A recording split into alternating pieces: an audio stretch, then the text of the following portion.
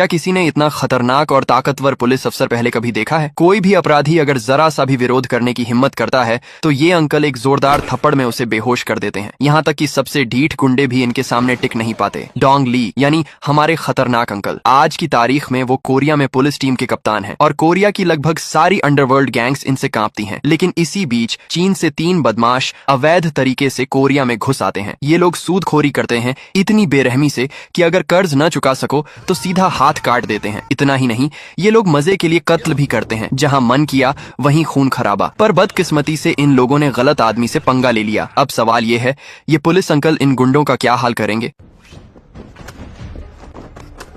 कहानी शुरू होती है कोरिया की एक छोटी सी गली से। यह इलाका हमेशा झगड़ों और हंगामों से भरा रहता है। जैसे अभी 2 आदमी हाथों में चाकू लेकर एक दूसरे को धमका रहे हैं। हालांकि कुछ सिक्योरिटी गार्ड उन्हें रोकने आते हैं, लेकिन दोनों फिर भी लड़ने पर उतारू रहते हैं। उसी वक्त वहां से हमारे डोंग ली गुजर रहे होते हैं। बिना समय गवाए वो एक बदमाश का हाथ मरोड़ कर तोड़ देते हैं, सिर्फ इसलिए कि उसने ज्यादा अकड़ दिखाई। दूसरा बदमाश ये देख सन्न रह जाता है। वो फौरन चाकू सौंप देता है। आसपास के लोग डोंग ली को एक सच्चा हीरो मानने लगते हैं। लेकिन ये तो बस शुरुआत है, क्योंकि अब इन पुलिस अंकल के सामने और भी खतरनाक केसेस आने वाले हैं। डोंग ली को खबर मिलती है कि बी बार में किसी पर पीछे से चाकू से हमला हुआ है। जो आदमी घायल हुआ है वो मांग सांप गैंग का एक छोटा सदस्य होता है। अभी सही गलत कुछ भी साफ नहीं था, इसलिए डोंग ली सीधे मांग सांप गैंग के लीडर से पूछताछ करने पहुंचते हैं। लेकिन वहां उसके गुंडे बहुत ज्यादा बदतमीजी दिखाते हैं और डोंग ली को अंदर घुसने नहीं देते। नतीजा, जो आगे बढ़कर अक्कड़ दिखाता है उसे डोंग ली एक जोरदार थप्पड़ मारते हैं और वो वहीं बेहोश। डोंग ली से बदतमीजी सीधा मुंह टूटने वाला काम है। अब मांग सांप गैंग का असल बॉस भी कुछ कहने की हिम्मत नहीं करता। वो बताता है कि उसके आदमी पर जेएसयू गैंग के लोगों ने चाकू से हमला किया था। इतनी बात सुनते ही डोंग ली जेएसयू गैंग के इलाके में पहुंच जाते हैं। जैसे ही संदिग्ध आदमी डोंग ली को देखता है वो भागने लगता है। डोंग ली के पुलिस साथी उसका पीछा करते हैं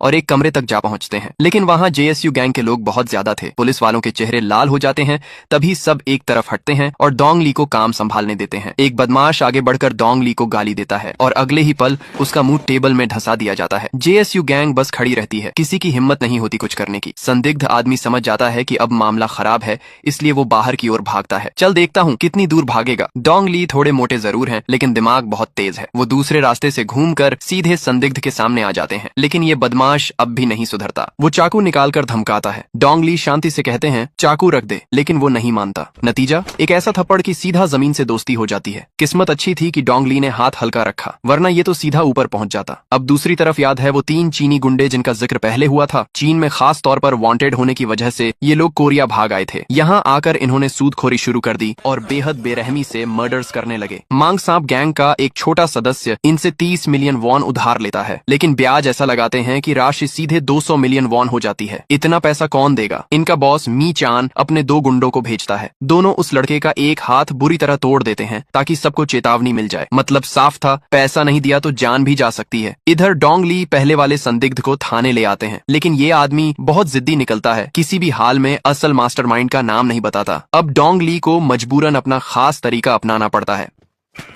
कुछ ही देर बाद डोंग ली सीधे जेआईयू गैंग के लीडर को ढूंढने पहुंच जाते हैं। जैसा कि उम्मीद थी, यहाँ भी एक बदतमीज गुंडा अकड़ दिखाता है और डोंग ली को हाथ पैर गर्म करने पर मजबूर कर देता है। यही जगह इन लोगों का अवैध जुए का अड्डा भी था। पूरा का पूरा गैर कानूनी धंधा। जल्द ही डोंग ली जेएसयू गैंग के असली बॉस तक पहुंच जाते हैं। डोंग ली सीधे उसकी नाजुक जगह दबाकर एक झटके में चेतावनी दे देते हैं, आगे से मांग सांप गैंग से पंगा मत लेना। इतना ही नहीं, डोंग ली दोनों गैंग के लीडरों को आमने सामने बैठाकर दोनों के बीच समझौता भी करवाते हैं। शुरू में जेएसयू गैंग का बॉस किसी भी हाल में मांग गैंग के लीडर से माफी मांगने को तैयार नहीं होता, क्योंकि सामने वाले गैंग के आदमियों ने उसका एक गैंग मेंबर मार दिया था। ये सुनकर डोंग ली शांति से कहते हैं आज रेस्टोरेंट जल्दी बंद कर दो। बस इतना सुनते ही जेएसयू गैंग के बॉस का चेहरा सफेद पड़ जाता है। वो समझ जाता है अगर माफी नहीं मांगी तो कुटाई पक्का है। वो तुरंत माफी मांगकर समझौते के लिए राजी हो जाता है। लेकिन इतना भी डोंग ली के लिए काफी नहीं था। वो दोनों गैंग लीडरों को जबरदस्ती गले लगवाते हैं और यादगार के लिए कुछ फोटो भी खिंचवाते हैं। सच कहें तो डोंग ली में कॉमेडी का तड़का भी भरपूर है, लेकिन शांति ज्यादा देर टिक नहीं पाती। कुछ ही समय बाद मांग सांप गैंग के बॉस को खबर मिलती है कि उसका एक आदमी 3 चीनी गुंडों द्वारा ब्लैकमेल किया जा रहा है। उस रात वो अपने आदमियों के साथ सीधे मौके पर पहुंचता है। मामला साफ था, 30 मिलियन वॉन उधार और वापसी मांगी जा रही थी 200 मिलियन वॉन। ये सुनते ही मांग सांप गैंग का बॉस गुस्से से फट पड़ता है और तीनों चीनियों को घटिया कचरा कहकर अपमानित करता है। लेकिन अगले ही पल मी चान, 3 चीनियों का लीडर, वहीं मांग सांप गैंग के बॉस को छुरा घोंप कर मार देता है। एक पल की भी हिचक नहीं नहीं बिल्कुल निर्दयी। इतना ही नहीं, मी चान आगे जाकर उस कर्जदार को भी मार डालता है और मांग सांप गैंग के बाकी लोगों को मजबूर करता है कि वे पूरा 200 मिलियन वॉन उसे चुकाएं। अगले दिन डोंग ली की पुलिस टीम को खबर मिलती है एक क्राओ के बार में हत्या हुई है। असल में इन सारी वारदातों के पीछे वही 3 बेरहम चीनी गुंडे थे जो पिछली रात तबाही मचाकर गए थे। एक खूबसूरत महिला कर्मचारी के बयान के मुताबिक तीनों गुंडे क्राओ के बार में जानवरों की तरह लड़कियों के साथ बदसलूकी कर रहे थे। जब बार का मालिक उन्हें डांटने आया तो मी चान ने बियर की बोतल उसके सिर पर फोड़ दी और इसके बाद उसके 2 गुंडों ने उसी कमरे में बार मालिक का हाथ काट डाला। अब ये लोग इंसान नहीं थे, ये तो पूरे के पूरे हैवान बन चुके थे। इस इलाके का एक और बड़ा गुंडा सांग हू बहुत भड़क जाता है और अपने आदमियों को 3 चीनी गुंडों को खत्म करने भेजना चाहता है, लेकिन डोंग ली उसे रोक देते हैं। वो कहते हैं सब छोड़ दो, ये मामला मैं खुद संभालूंगा, कोई बीच में नहीं आएगा। असल में मांग सांप गैंग का बॉस पहले ही मारा जा चुका था, उसके सारे आदमी अब इन्हीं हैवानों के कब्जे में थे। सबसे डरावनी बात ये थी कि तीनों चीनी गुंडों ने मांग सांप गैंग के बॉस की लाश को टुकड़ों में काटा और अलग अलग कचरे की थैलियों में भरकर सड़क किनारे फेंक दिया। इस घटना ने पूरा इलाका हिलाकर रख दिया, यहाँ तक कि डोंग ली भी यकीन नहीं कर पाए कि कोई इतना क्रूर कैसे हो सकता है। मांग सांप गैंग के आदमियों को कब्जे में लेने के बाद उस हैवान ने सीधे जेएसयू गैंग के बॉस का गेम सेंटर भी हड़प लिया। इतनी हिम्मत पहले कभी किसी में नहीं थी, लेकिन फिलहाल ताकत उसी हैवान के पास थी। जेएसयू का बॉस दांत पीस कर इलाका छोड़ने को मजबूर हो जाता है, यहाँ तक कि मांग सांप गैंग के बॉस का सबसे भरोसेमंद आदमी भी दिन रात मेहनत करता है ताकि उन हैवानों को खुश रख सके, और इससे भी बदतर उसकी पत्नी उस हैवान की दासी बना दी जाती है। इससे ज्यादा दर्दनाक और क्या हो सकता है। अब देखना ये था कि 3 चीनी गुंडे कितने दिन सुकून से जिंदा रहते हैं। अगले ही दिन सांगहू गैंग के लोग सीधे उनका गेम सेंटर पूरी तरह तबाह कर देते हैं। जैसे को तैसा, तुम लोगों ने उनका कराओ के बार तोड़ा तो अब तुम्हारा अड्डा भी मिट्टी में मिला दिया गया। मी चान के 2 आदमी गुस्से से पागल हो जाते हैं। इलाका अभी अभी हाथ आया था और इतनी जल्दी कोई और रौंद गया। तभी वहाँ जेएसयू गैंग के लोग पहुंच जाते हैं और उन पर अटैक कर देते हैं।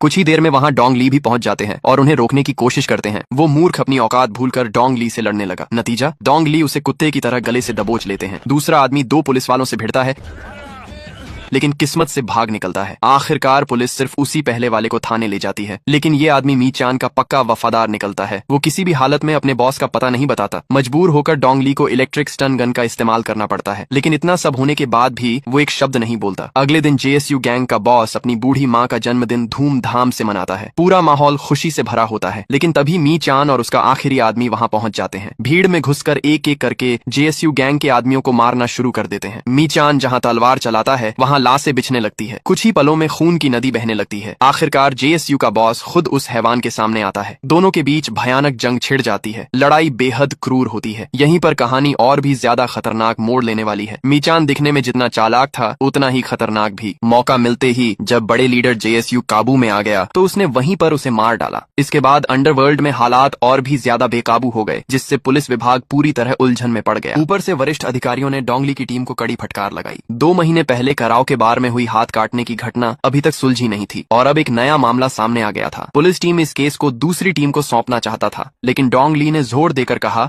कि वह खुद इन सभी मामलों को सुलझा सकता है। दूसरी टीम का इंस्पेक्टर भी इस केस को हथियाने आ गया, जिससे दोनों टीमों के बीच लड़ाई शुरू हो गया। आखिरकार मुख्यालय ने फैसला किया कि केस डोंग ली की टीम ही संभालेगी, लेकिन शर्त यह थी कि उनके पास सिर्फ 10 दिन होंगे। लीडर्स के बाहर जाते ही डोंग ली ने उस दूसरे इंस्पेक्टर से हाथ मिलाया। काम छीनने की कोशिश का यही अंजाम होता है। उधर मी चान 2 अन्य साथियों के साथ सौदे की बात कर रहा था, तभी सांगहू के गुंडे वहां पहुंच गए। किस्मत अच्छी थी कि वह बचकर निकल गया, वरना उसकी हड्डियां तक चूर हो जाती।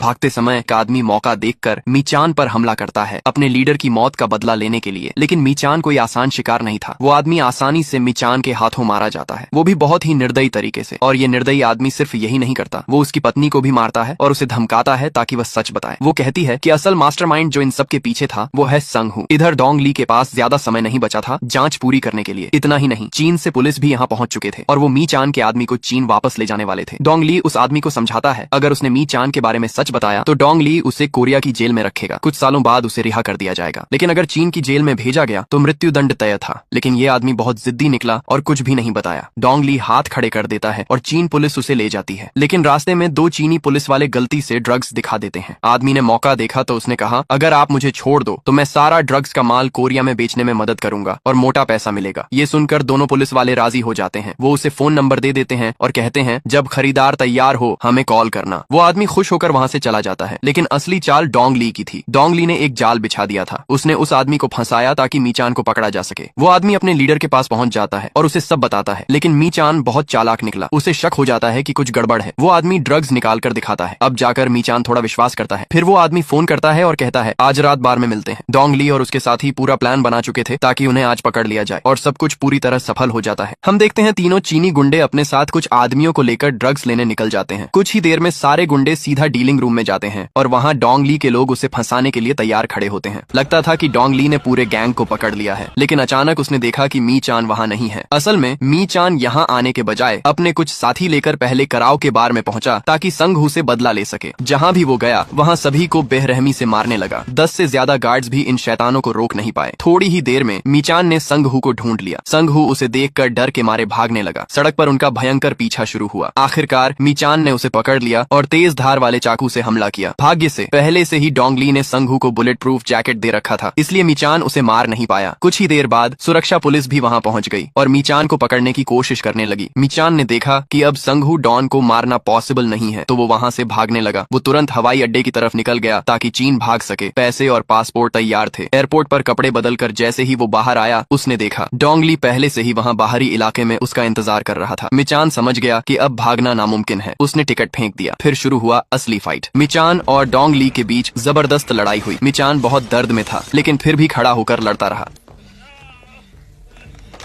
लेकिन डोंग ली ने एक जोरदार थप्पड़ मारा और मीचान बेहोश हो गया। एंड में सभी अपराधियों को कानूनी सजा दी गई। बुरे लोग हमेशा भयानक परिणाम भुगतते हैं। क्या आप मानते हैं कि डोंग ली सच में एक असली हीरो पुलिस ऑफिसर है? कमेंट में जरूर बताइएगा। और इस स्टोरी को 5 स्टार में से आप कितना देना चाहोगे जरूर बताइएगा। और हो सके तो वीडियो को